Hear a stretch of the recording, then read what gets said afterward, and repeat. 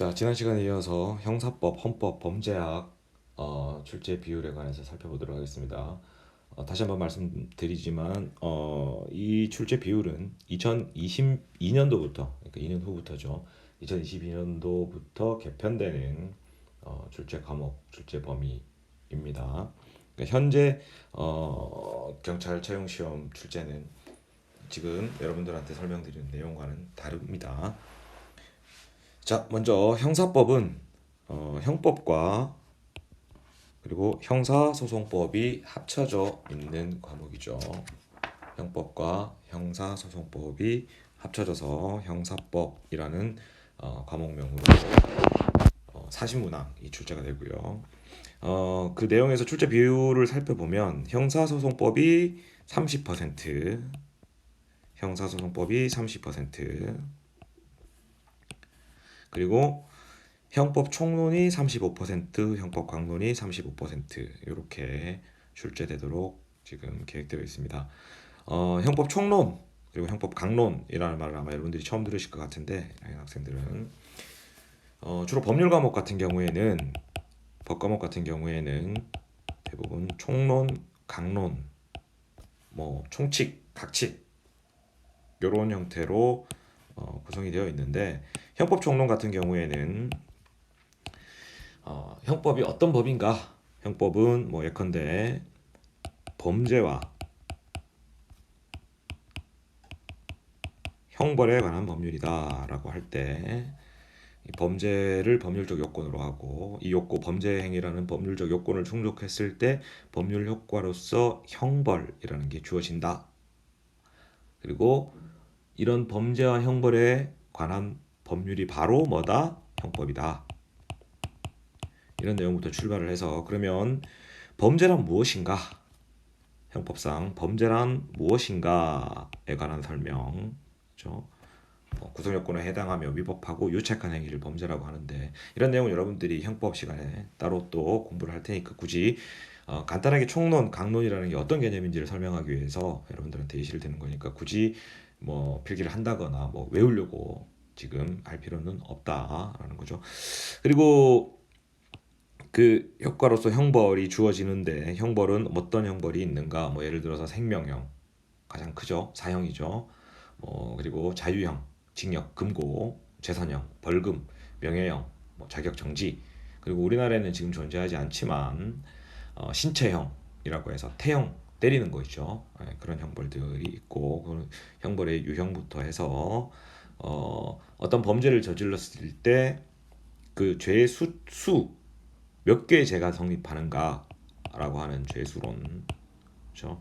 그래서 보통 형법 총론은 크게 범죄론, 범죄가 뭐고 어떤 행위가 범죄고 그리고 형벌론, 여기에 주어지는 이런 범죄 행위에 주어지는 형벌이 어떤 형벌이 있는가 그리고 죄수론 이렇게 크게 구성이 되어 있습니다. 그리고 형법 강론에서는 각각 뭐 살인의 죄, 살인죄, 뭐 절도죄, 강도죄 등등을 세부적으로 규율하고 있는 게 형법 강론이죠. 그래서 이 형법에서 크게 보면 70%가량이 출제가 되고요. 이 형사소송법에서 30%가 출제가 되는데 이 형사소송법 같은 경우에는 처음 뭐 형사소송법의 2년부터 시작해서 형소법의 2년부터 시작해서 굳이 형법으로 치자면 이 총론에 해당하는 그런 내용들, 그러니까 뭐 형소법의 형사소송법의 주체, 예컨대 피고, 그리고 법원, 그리고 검사, 그렇죠? 뭐 이런 내용들, 그리고 수사,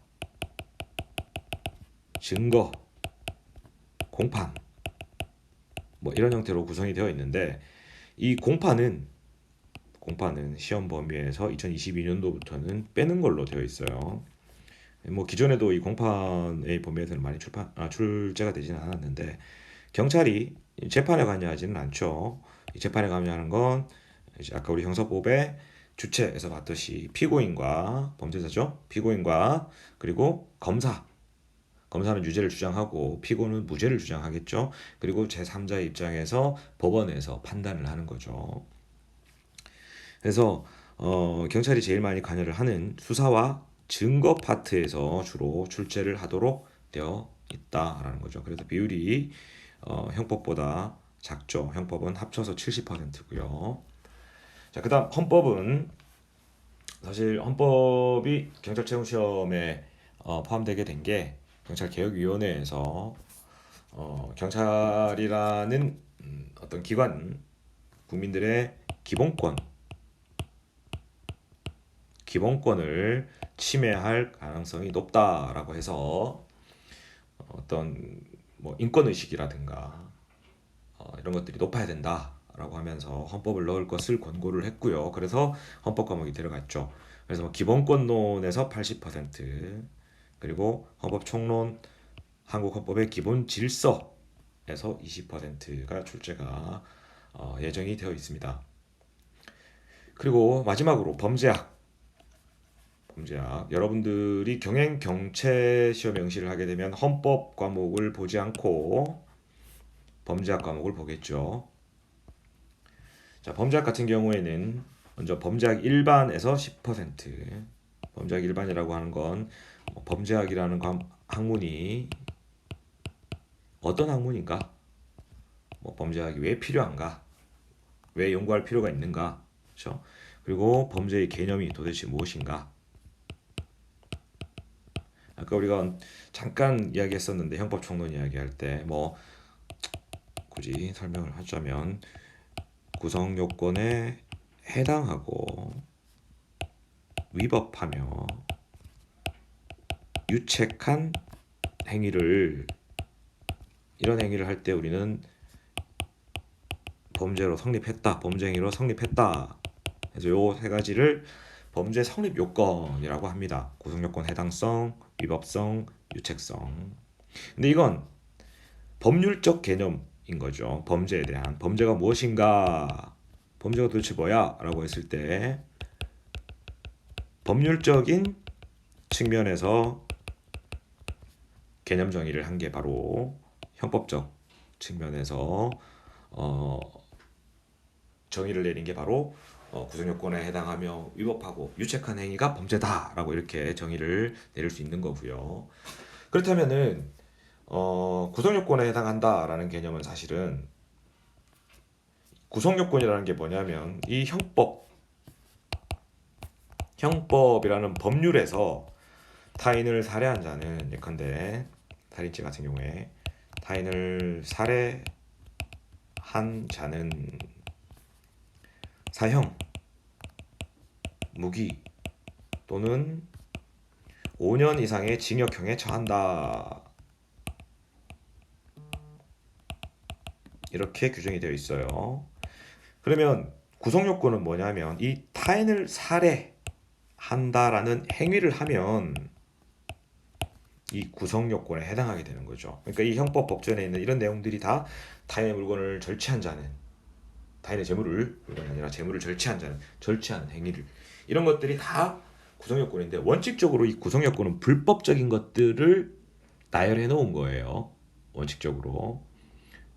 근데 두 번째 단계에서 이 범죄 성립 요건을 따질 때 첫 번째 단계에서 구성 요건에 해당하느냐, 해당하지 않느냐. 예컨대 우리가 모기를 때려 잡았다.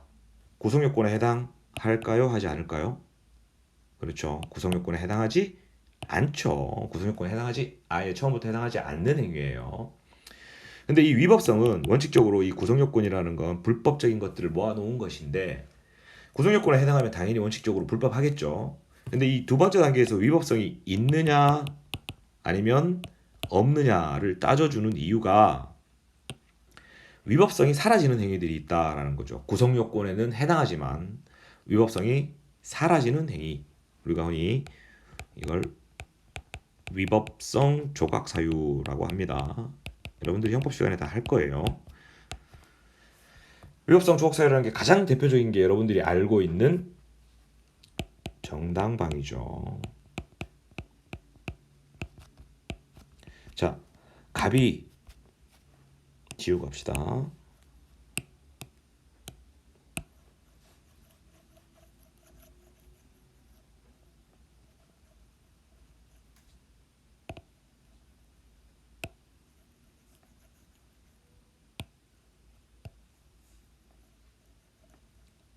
자, 정당방위가 무엇인가? 갑이 을을 칼로 찔러서 살해를 했어요. 자, 갑은 타인을 살해했죠. 그러면 첫 번째 구성 요건에는 해당한다, 해당하지 않는다? 해당하죠. 다른 말로 구성 요건 해당성을 충족했죠. 자, 근데 두 번째 단계에서 위법성을 따져주는데 이 내용을 가만히 들여다보니까 을이 갑에게 총구를 겨누고 갑을 죽이려고 다가올 때 갑이 자기가 살기 위해서 옆에 있던 식칼을 들고 을에게 휘둘렀는데 이 을이 그 칼에 찔려서 죽었다. 즉 정당방위다. 그러면 원래 존재하던 이 위법성이 조각, 즉 사라진다라는 거죠. 그러면 이 행위는 범죄 행위로 성립되지 않는다라는 거죠. 않는다. 그리고 세 번째는 책임인데 다른 말로는 뭐 유책성이라고도 하고요. 비난 가능성이라고도 해요. 비난 가능성. 자, 갑이 3살 된 아이인데 만 3살 된 아이인데 우리나라로 뭐 예를 들어 5살이라고 합시다. 근데 이 갑의 엄마인 을이 요리를 하고 있는데 갑이 자꾸 칼을 달라고 한 거예요. 엄마한테 칼을 달라고 칼 줘 한 거죠. 그랬더니 이 을이 그래 가지고 놀아라고 하고 식칼을 준 거예요. 그랬더니 이 갑이 식칼을 가지고 놀다가 을을 찔러서 상해를 입힌 거예요. 다치게. 자, 이 갑은 구성 요건 해당성은 충족하죠. 타인에게 상해를 입혔으니까. 그리고 정당방위, 뭐 긴급피난, 자구행위, 이 위법성 조각사유에는 여러 가지가 있는데 뭐 정당방위, 긴급피난, 그리고 정당행위, 자구행위, 피해자의 승낙 등등이 있는데 그 어디에도 해당하지 않기 때문에 위법성도 조각되지 않죠. 그럼 그 다음 단계인 책임, 즉 비난 가능성을 살펴보는데 이 3살짜리 아이를 비난해야 할까요? 아니면 이 칼을 준 엄마를 비난해야 할까요? 그렇죠. 여러분들이 잘 알고 있는 형사 미성년자, 그렇죠. 형사 책임이 없죠. 그렇죠. 그래서 그들의 행위도 마찬가지로 범죄로 성립하지 이 갑의 행위 같은 경우에 성립하지 않는다라는 거죠. 근데 지금 여러분들한테 설명드리는 이 내용은 법률적인 측면에서의 범죄 개념이라는 거예요. 법에서 범죄 행위로 규정했기 때문에 그 행위는 범죄다라는 거죠. 그렇죠? 근데 이 범죄학 일반에서는 어떤 걸 또 다루냐면 그런 법률적 개념에서의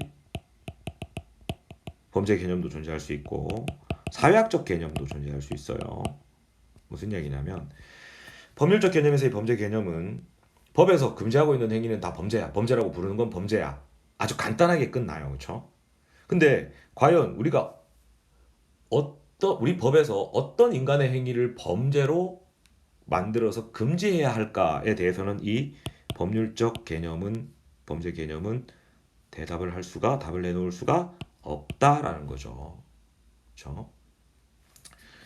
지금 하는 이야기는 여러분들이 범죄학 시간에도 또 따로 할 거니까 일단은 소개 정도로만 여러분들이 생각을 하세요. 이제 출제 비율에 관해서 여러분들에게 조금 구체적으로 설명을 하기 위해서 하는 내용이니까 그래야 여러분들이 범죄학 수업을 듣던 형법 수업을 들을 때 이게 전혀 시험과 관계없는 이야기구나 라는 오해를 하지 않고 수업을 열심히 들을 거라는 생각에서 여러분들에게 지금 조금 구체적으로 그 과목별 내용을 이야기를 하고 있는 거예요.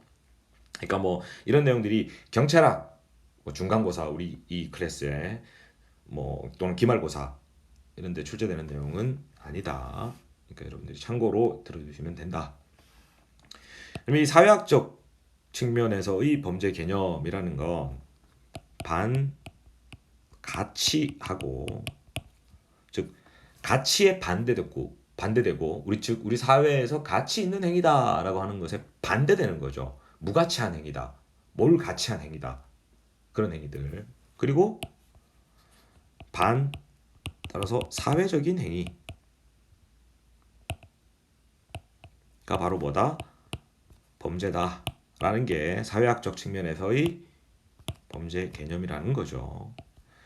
그러면 이런 사회학적인 접근으로 범죄 개념을 정의를 하자면 명확하게 무엇이 범죄다라고 개념 정의를 하기가 쉽지가 않죠.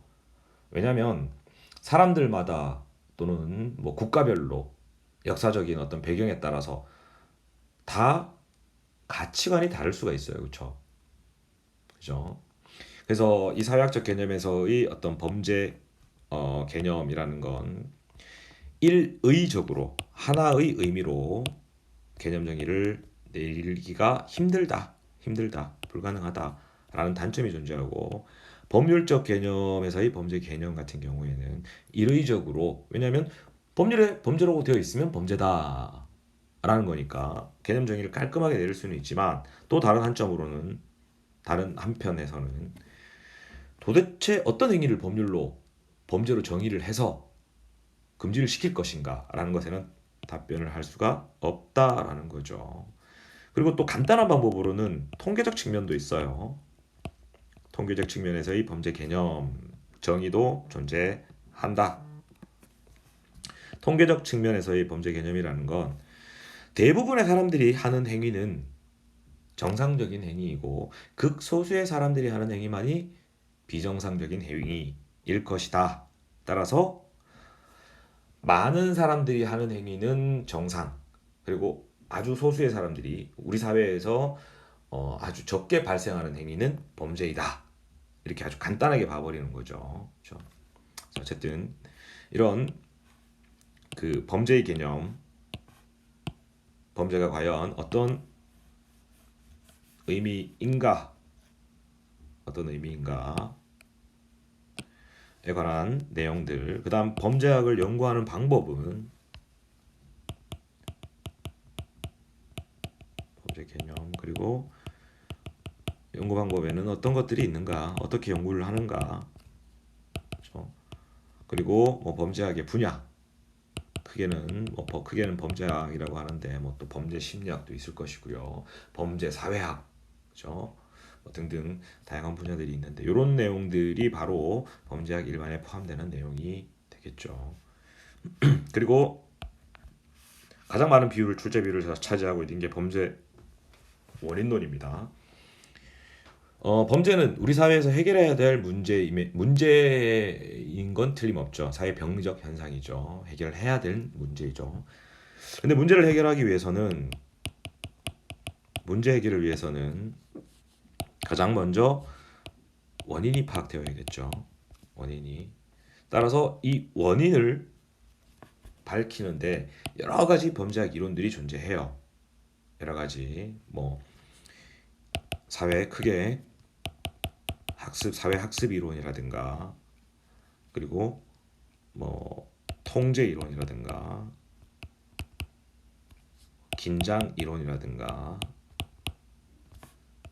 갈등 이론이라든가, 넓은 범주예요.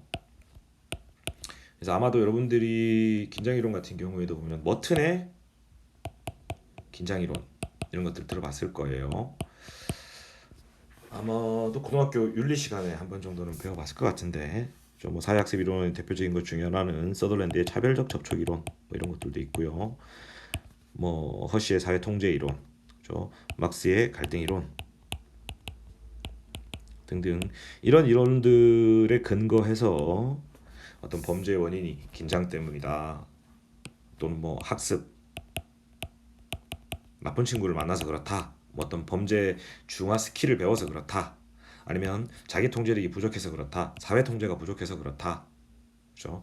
아니면 뭐 어떤 사회 구조가 기득권자들에게만 유리하게 되어 있고 그리고 피지배계층에게는 불리하게 되어 있기 때문에 범죄 문제가 발생하는 것이다 등등과 같은 여러 가지 측면에서 이 범죄 원인을 밝히고자 하는 노력들이 있어 왔는데 그런 이론들을 범죄 원인론 또는 범죄학 이론들을 공부하는 게 범죄 원인론이에요. 이 내용에서 50% 그리고 그럼 원인을 밝혔으면 어떻게 대응할 것인가가 나와야겠죠. 그렇죠? 범죄 대책론 30% 그리고 범죄 유형론 뭐 기준에 따라서 분류 기준에 따라서 다양한 유형으로 분류를 할 수가 있을 텐데 예컨대 대인범죄 그죠? 대물범죄 이렇게도 나눌 수 있고요. 그리고 표출적 범죄 그리고 도구적 범죄 이렇게도 나눌 수가 있겠죠.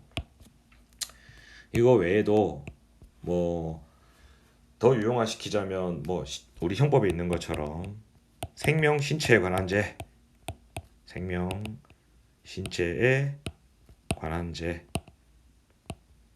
재산에 관한 죄 이렇게 장별로 나눠져 있는데 이런 형태로 유용화시킬 수도 있고요. 그렇죠? 그래서 이렇게 유형화된 어떻게 유형화할 것인가 그리고 이렇게 유형화된 범죄의 특성은 과연 각각 유형별 특성은 어떤 것들이 있는가 이런 것들을 살펴보는 게 범죄 유형론이 되겠죠. 그래서 아마 여러분들이 범죄학 시간 때 이 범죄 원인론을 중점으로 아마도 제가 담당하는 과목은 아니지만 살펴보게 될 것이고요. 그리고 뭐 범죄 통제론이라든가 범죄 예방론을 통해서 이 범죄 대책론 공부도 하게 되겠죠. 범죄 시간 때 뭐 이런 내용들 그렇죠. 자 여기까지가 출제 범위 그리고 뭐 과목에 대한 내용입니다. 다음으로는 이제 우리가 본격적으로 이제 경찰학 개론 과목 수업을 시작을 할 텐데 물론 뭐 더 본격적인 내용은 여러분들과 강의실에서 같이 하게 되겠죠. 먼저 경찰의 개념 지난 시간에 이야기한 것처럼 경찰의 개념에 관해서 이번 시간에는 살펴보고 마무리를 짓도록 하겠습니다. 분류는 다음 시간에 살펴보는 걸로 하고요. 우리 교재는 뭐 아마도 지금 교재를 구입한 친구들이 가지고 있는 친구들이 없을 것 같은데 교재 내용을 일단 이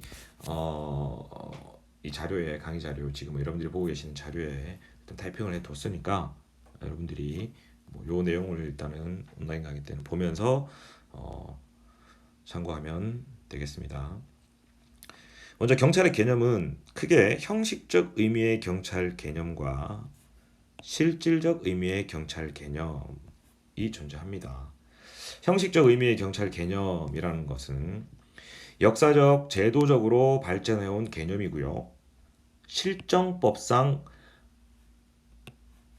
보통 경찰 기관의 임무를 달성하기 위한 경찰 활동을 형식적 의미의 경찰 개념이라고 합니다. 자, 보통 경찰 기관이 뭘까요? 우리나라에서는 경찰청이 되겠죠. 이 경찰청 이하 지방 경찰청 그리고 경찰서 그렇죠. 이게 바로 보통 경찰 기관이에요. 우리나라에 이 보통 경찰 기관이 그들의 임무를 달성하기 위해서 하는 모든 경찰 활동을 뭐라고 한다? 형식적 의미의 경찰 개념이라고 한다. 즉 다시 쉽게 말하면 우리가 알고 있는 경찰 공무원들이 하는 활동 경찰 공무원들이 경찰청장의 지방경찰청장의 경찰서장의 명을 받들어서 하는 모든 활동들은 뭐다? 형식적 의미의 경찰 개념이라는 거죠. 왜 근데 역사적 제도적으로 발전해온 개념이냐고 하면 우리나라의 경찰과 중국의 공안 그리고 미국의 경찰 각각 맡겨져 있는 임무들이 다 조금씩 차이가 있다라는 거죠. 특색도 있고 그렇죠. 그래서 미국에서 이 경찰이 하는 일과 우리나라에서 경찰이 하는 일들이 서로 다르다라는 거죠. 왜냐하면 서로 다른 역사와 서로 다른 제도를 가지고 있기 때문에. 그래서 이 형식적 의미의 경찰 개념은 경찰의 뭘 중심으로? 조직을 중심으로 파악하고 있는 경찰 개념이다. 즉 경찰의 조직, 경찰청, 지방경찰청, 경찰서. 그렇죠? 이 경찰 조직, 보통 경찰기관이라는 조직에서 하는 경찰 활동을 뭐라고 한다? 형식적 의미의 경찰 개념이라고 한다. 아까 얘기했던 것처럼 현실적 환경에 따라서 각각 국가별로 이 개념은 차이가 있을 수 당연히 있다. 자, 그다음 이에 반해 실질적 경찰 개념. 자, 실질적 경찰 개념은 먼저 여러분들이 이 내용은 좀 암기를 하는 게, 근데 뭐 저는 암기라는 말을 별로 안 좋아하는데, 암기라는 말보다 숙지라는 말을 좋아하는데, 나중에 공부 방법론에 대해서 여러분들한테 다시 한 번 더 이야기를 할 때 또 이야기할 기회가 있을 거예요. 이야기할 기회가. 어쨌든 중요한 내용이에요. 이 내용은 사회 공공의 안녕 질서를 유지하기 위해, 다시 말하면 실질적 의미의 경찰 개념의 목적이죠. 실질적 의미에서의 경찰의 목적, 실질적 의미의 경찰의 목적 뭐다? 사회 공공의 안녕과 질서 유지가 바로 실질적 의미의 경찰의 목적이다. 그리고 그 근거는, 경찰 활동의 이 실질적 의미의 경찰의 근거는 국가 일반 통치권이라는 거죠. 일반 통치권에 근거해서, 의거해서 누구에게? 일반 국민에게 명령 강제하는 어떤 작용? 권력적 작용이다. 이게 바로 실질적 의미의 경찰 개념이다라는 거죠. 내가 길을 막 걸어가고 있는데 나는 그냥 평온히 내 갈 길을 가고 싶어요. 근데 갑자기 경찰관이 와서 실례합니다. 잠시 검문 있겠습니다. 라고 하죠. 불심 검문이죠. 나한테 잠깐 멈추라고 어떻게 해요? 명령하고 강제하죠. 그렇죠? 물론 이 불신 검문 같은 경우에는 여러분들이 반드시 응해야 될 의무는 없어요. 근데 좀 우스갯소리긴 하지만 경찰관이 와서 실례합니다. 잠시 검문 있겠습니다. 라고 하면 싫은데요. 라고 하고 지나가도 된다는 거죠. 그렇죠? 하지만 어쨌든 이 일반 통치권에 근거해서 일반 국민을 대상으로 명령하고 강제하는 권력적 작용은 전부 다 뭐다? 어떤 기관에서 수행을 하건, 즉 보통 경찰 기관이 이런 작용을 하건 아니면 특별 경찰 기관이 나중에 다시 이야기하겠습니다. 특별 경찰 기관에 대해서는 이런 작용을 하건 아니면 뭐 그러니까 예컨대 보건복지부에서 하건, 그렇죠? 사실 지금 코로나 사태 때문에 뭐 보건복지부라든가 아니면 지방자치단체에서 어떻게 해요? 지방자치단체에서 뭐 자가격리를 해라 라고 명령 강제하죠. 어기면 뭐 벌금이 얼마, 징역까지도 살릴 수 있고 뭐 이렇게 권력적인 작용을 하죠. 일반 국민들 대상으로 명령 강제하죠. 이런 것들 역시 명령 강제하는 권력적 작용으로서 실질적 의미의 경찰 개념이 포함될 수도 있다라는 거예요. 자, 일단 우리가 실질적 의미의 경찰 개념에 관해서 그 개념이 무엇인지는 일단 살펴봤어요. 그렇죠? 이 개념은 형식적 의미의 경찰 개념이 실정법상 실무적으로 발전되어 온 개념, 역사적, 제도적, 실무적으로 발전되어 온 개념이지만 실질적 의미의 경찰 개념은 이론적, 학문적으로 발전해 온 개념이다라는 거죠. 그리고 조직 중심이 아니라 과연 그 경찰 활동의 또는 경찰 작용의 성질이 무엇인가? 성질이 명령 강제하는 권력 작용으로서의 성질을 갖는다라면 실질적 의미의 경찰 개념이다. 어떤 조직에서 하건. 그렇죠? 그래서 이 실질적 의미의 경찰 개념은 이론적 학문적으로 발전해 온 개념이며 경찰 작용의 성격 또는 성질을 중심으로 파악한 개념이다. 특히 독일 행정법학에서 말하는 이른바 일반 조항의 존재를 전제로 경찰행정관청에 대한 권한의 포괄적 수권과 법치 국가적 요청을 조화시키기 위해서 구성된 일종의 도구로서 기능하는 개념이다. 도구로서. 무슨 이야기냐면, 자, 일반 조항의 존재를 전제로 경찰행정관청에 대한 권한의 포괄적 수권. 자, 국민의 기본권을 실질적 의미의 경찰 개념에서는 어떻다고 했어요? 명령 강제하는 권력적 작용이라고 보니까 국민이 하고 싶은 걸 못하게 하고 하기 싫은 걸 하게 할 수 있다는 이야기죠. 그러면 국민들의 기본권을 제한할 수 있게 된단 말이에요. 그렇죠? 하지만 우리는 헌법에서 국민의 기본권 마음대로 제한할 수가 없도록 하고 있죠. 그렇죠? 국민의 기본권을 제한할 때는 반드시 뭐에 의해서? 법의 그 근거가 있어야겠죠. 국회에서 제정한 법률에 근거해서 기본권 제한을 최소한도로 필요한 경우에만 할 수가 있겠죠. 그렇죠? 그래서 경찰법 제3조에 보면 우리 국가경찰의 임무는 어떻게 되어 있어요? 국민의 생명, 신체 및 재산의 보호, 범죄 예방, 진압 및 수사, 범죄 피해자 보호, 경비 요인 경호 및 대간첩 대테러 작전 수행, 치안 정보의 수집 작성 및 배포, 교통의 단속과 위해의 방지, 외국 정부기관 및 국제기구와의 국제 협력, 그 밖의 공공의 안녕과 질서 유지, 이렇게 8가지가 이의가 있으니까 8가지가 경찰의 직무죠. 즉 경찰은 이런 구체적인 조항들을 통해서 어떻게 한다? 경찰 작용 또는 경찰 활동을 하고 있죠. 그렇죠? 이게 바로 뭐다? 법치주의죠. 법치의 반대는 뭐죠? 인치죠. 법치가 대별되는 개념은 뭐 대통령 또는 임금이 마음대로 통치를 하는 것이 아니라 법에 근거해서 법률에 의해서 통치하는 것이 바로 법치주의죠. 근데 여기서 포괄적 수권 조항이라는 건 이건 다 뭐예요? 어느 정도 구체화되어 있죠. 국민의 생명, 신체 및 재산을 보호하는 일을 한다. 범죄를 예방하고 진압하고 수사하는 일을 한다. 그렇죠? 이것도 사실은 어떻게 보면 아주 구체화되어 있다고 보기는 힘들지만 뭐 경비, 그렇죠? 요인 경호 이런 일들을 이 경찰법 제3조에 의해서 할 수가 있어요. 그죠? 근데 꼭 여기에 포함되지 않는 교통의 단속과 위해 방지 뭐 이런 등등에 포함되지 않는 그러나 어떤 위험을 발생시킬 수 있는 행위들이 존재할 수 있겠죠. 그렇죠? 이런 경우에 그 위험을 방지하기 위해서 왜냐하면 실질적인 경찰 개념은 사회 공공의 안녕 질서를 유지하기 위해서 즉 다른 말로 위험 방지를 위해서 그 위험을 방지하기 위해서 경찰이 개입할 수 있는 그걸 뭐 어떤 그런 행위를 중지시키든 또는 어떤 행위를 하도록 의무를 부과하든 할 수 있는 그런 근거가 있어야겠죠.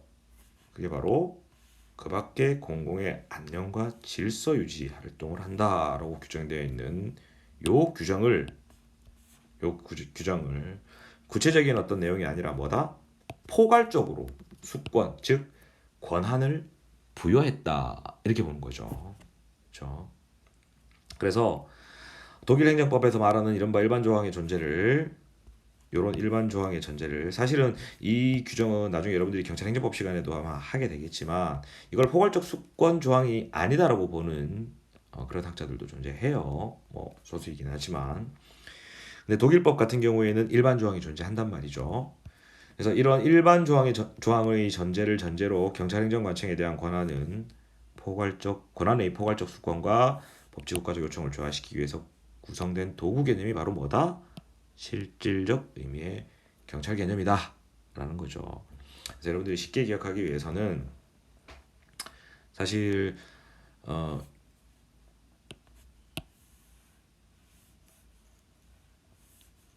요건 이해를 하고 잘 안 지워지네요.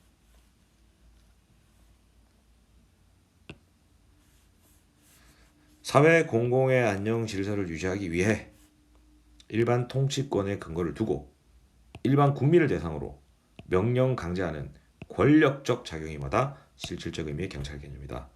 형식 의미의 경찰 개념은 뭐다? 실정법상 보통 경찰기관이 임무 달성을 위해서 하는 경찰 작용을 다 뭐라고 한다? 형식 의미의 경찰 개념이라고 한다. 이렇게 일단 둘을 여러분들이 구분해서 기억을 해두면 되겠다라는 거죠. 자, 그러면 형식적 의미의 경찰과 실질적 의미의 경찰의 관계, 이 둘은 과연 어떤 관계에 있는가? 뭐 포함 관계에 있는가? 지금 이 벤 다이어그램을 보면 어때요? 포함 관계인가요? 아니죠. 서로 별개의 관계에 있죠. 그렇죠?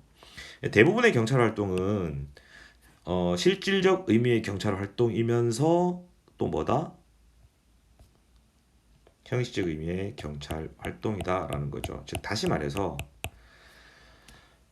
사회 공공의 안녕과 질서를 위해서 국가 일반 통치권에 근거하여 일반 국민을 대상으로 명령 강제하는 작용이면서 보통 경찰 기관에서 담당하고 실제로 하고 있는 일이다라는 거예요. 대부분의 경찰 활동은 이 영역, 즉 형식적 경찰 의미의 경찰에도 포함되고 실질적 의미의 경찰에도 포함되는, 그렇죠? 교집합 부분이죠.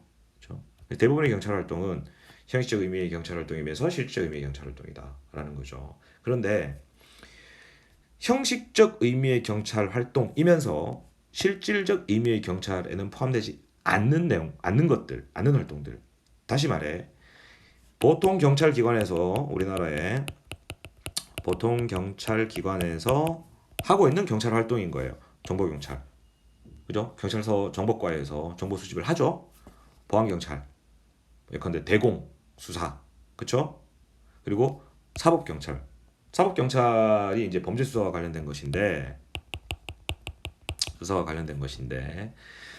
사법 경찰 활동 일반 국민을 대상으로 하는 게 아니죠. 범죄자, 피의자들을 대상으로 하죠. 그렇죠?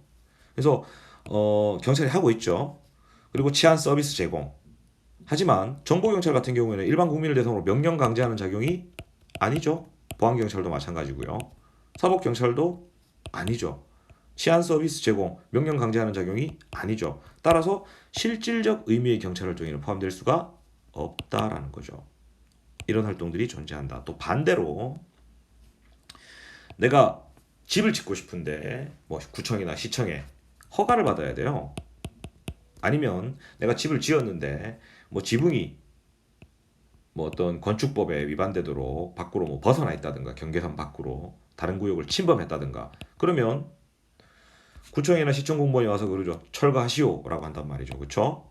나한테 뭐 해요? 명령 일반 국민을 대상으로 강제하죠. 그렇죠? 그리고 내가 식당을 하고 있는데 뭐 유통기한이 지난 음식을 가지고 음식을 만들어서 팔고 있단 말이죠. 그랬더니 경찰관이 아니라 구청에서 나와서 단속을 나와서 시청이나 구청에서 단속을 나와서 이거 다 폐기 처분하시오 또는 영업 정지 명령 강제하죠. 그렇죠. 근데 이걸 방금 얘기했던 것처럼 경찰들이 하나요? 경찰청 이하 지방경찰청 경찰서에 포함되어 있는 경찰청 소속의 경찰 공무원들이 하는 게 경찰 조직에서 하는 게 아니죠. 그렇죠. 일반 국민을 대상으로 명령 강제하는 작용이기 때문에 실질적 의미의 경찰에는 포함이 돼야 안 돼요. 되죠. 하지만 보통 경찰 기관이 하는 그 경찰 활동이 아니죠. 그래서 실질적 의미의 경찰 활동에는 포함되나 또는 경찰 개념에는 포함되나 형식적 의미의 경찰 개념에는 포함되지 않는 이런 영역 또한 존재한다라는 거죠. 그래서 형식적 의미의 경찰 개념과 실질적 의미의 경찰 개념을 정리해서 비교를 해보면 이런 표로 나타낼 수가 있다. 뭐 형식적 의미의 경찰은 뭐 개념은 여러분들이 보는 것처럼 그렇죠. 이런 내용. 그리고 구별 기준이 조직 보통 경찰 기관이 담당하고 있으면 다 뭐다? 형식적 의미의 경찰. 그렇죠? 실적 의미의 경찰은 어떤 조직이 담당하건 개의치 않고 그 활동, 작용의 성질이 어떠한가? 명령 강제하는 권력적 작용이다. 일반 통치권에 근거해서. 그러면 실질적 의미의 경찰에 포함되겠다라는 거죠.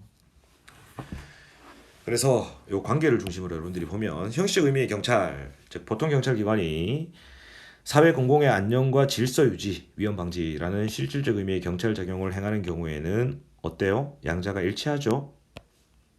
요 대부분의 경찰 활동이라고 표시한 부분처럼. 근데 두 번째, 형식적 의미의 경찰과 실질적 의미의 경찰은 별개 개념이다. 즉 형식적 의미의 경찰 개념이 실질적 의미의 경찰 개념을 포함한다거나 반대로 실질적 경찰 개념이 형식적 경찰 개념을 포함한다거나 이런 포함 관계가 아니다라는 거죠. 그래서 여러분들이 위에 보는 이 벤 다이어그램처럼 그렇죠? 서로 별개이죠. 중첩되는 부분이 존재하긴 하지만 별개의 개념이다. 그다음 법정 경찰과 의원 경찰. 법정 경찰은 여러분들이 재판할 때 그렇죠? 법원 경위라고 하는 법정 경찰. 그리고 의원 경찰은 국회에 있는 경찰이죠. 형식 의미의 경찰 아니죠. 왜? 이 법정 경찰과 의원 경찰은 경찰청 소속이 보통 경찰기관 소속이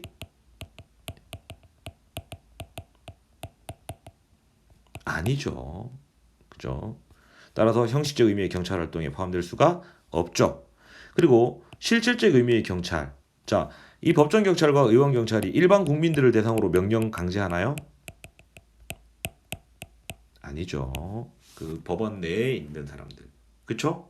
그 안에서만 경찰권을 발동하는 것들이죠. 발동하는 그런 기구들이죠. 기관들이죠.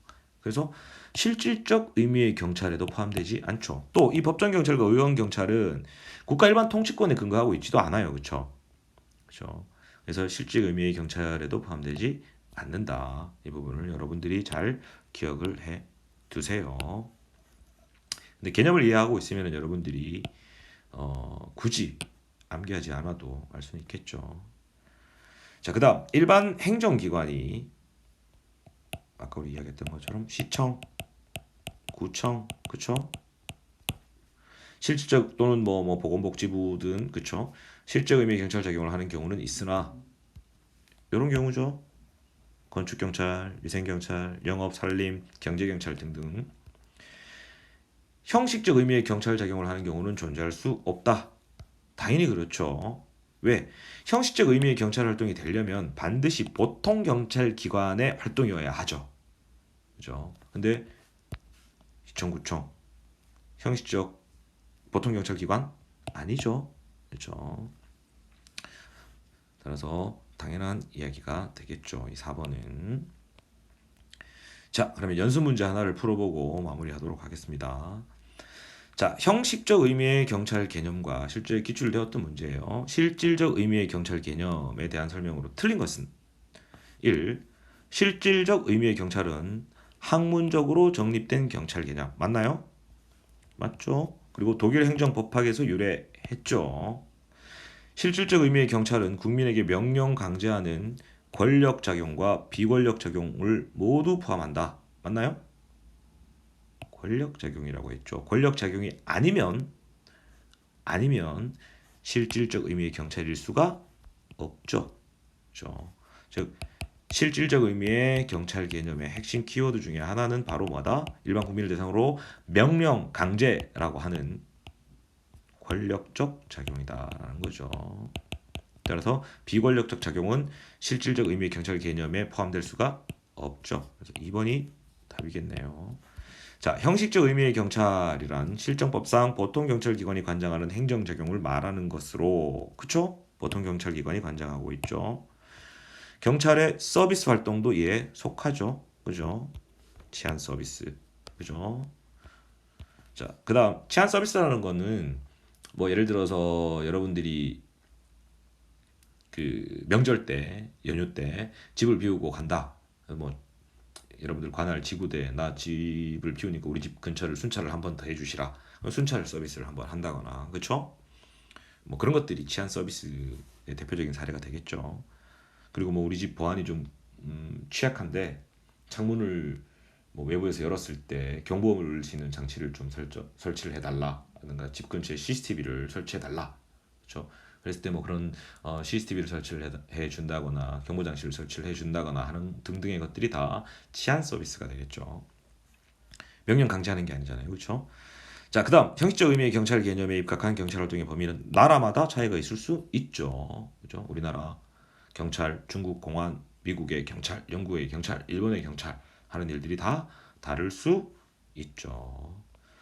자, 오늘은 여기까지 하고 여러분들에게 뭐 퀴즈를 지난 회에도 내려고 했는데 그 퀴즈 입력하는 방법이 좀 까다로워서 어떻게 하는지를 몰라서 제가 과제만 냈어요. 이번에도 문제풀이 과제를 낼 생각이에요.